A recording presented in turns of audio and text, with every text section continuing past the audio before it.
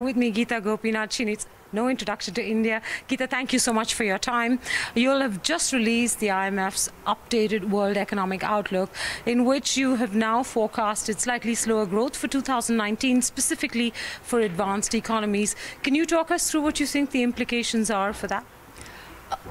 We've reduced the forecast for 2019, but it's important to note that the revisions are modest. And it's being driven in advanced economies. It is being driven by a slowing of growth in the euro area. Within the euro area, it would be Germany and Italy. So that's what it looks like for the advanced economies. What we are more concerned about are the growing risks to the global economy. And there are several of those. Some of the important ones are an escalation in trade tensions, a worsening in financial conditions, no-deal Brexit, and in the event of a faster than expected slowdown in China, the consequences of that for the global economy would be far more negative than what we have right now. Okay, my next question is a two-part question. Do you believe there is enough room, both from a monetary policy point of view as well as from a fiscal stimulus point of view, to counter some of the slowdown that you're referring to? That's one. And the second is, you've also focused on the impact on financial markets. So you've said a range of catalyzing events in key systemic economies could spark a broader deterioration in investor sentiment. What is it that you're expecting? Policy space is indeed limited. It is varied across different countries. There are some countries for which there is abundant policy space, but there are others for which policy space is quite tight. Monetary policy has barely normalized in many of the countries of the world, and so that is a concern. What we are recommending is that, given that growth, while has slowed, is not declined precipitously, we still think that there is some more time left for certain countries to build up buffers, fiscal buffers, and so that in the eventuality that there would be a downturn next time around, that they would be better prepared. Okay, and the financial market impact?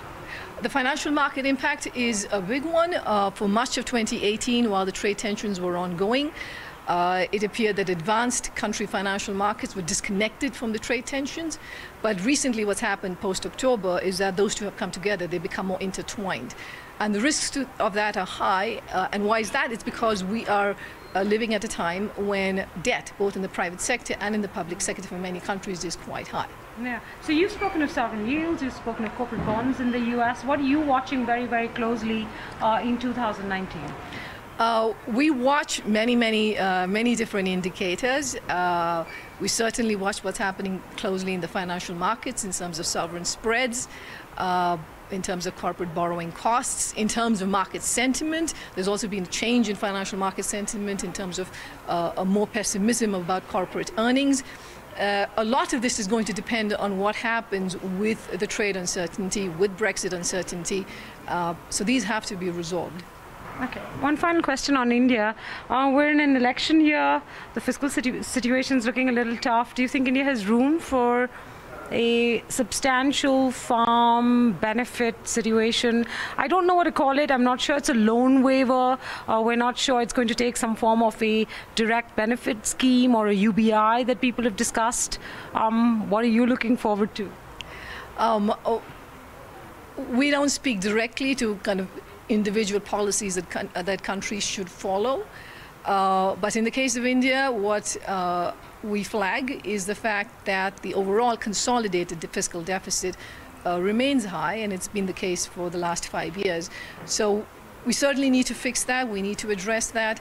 GST revenues have not come in at the rate at which it was expected, and so that would be an area for continued improvement. All right, we'll leave it there. Thank you so much, Gita, for your time today. Thank you so much. Thanks. Just one question on the report today.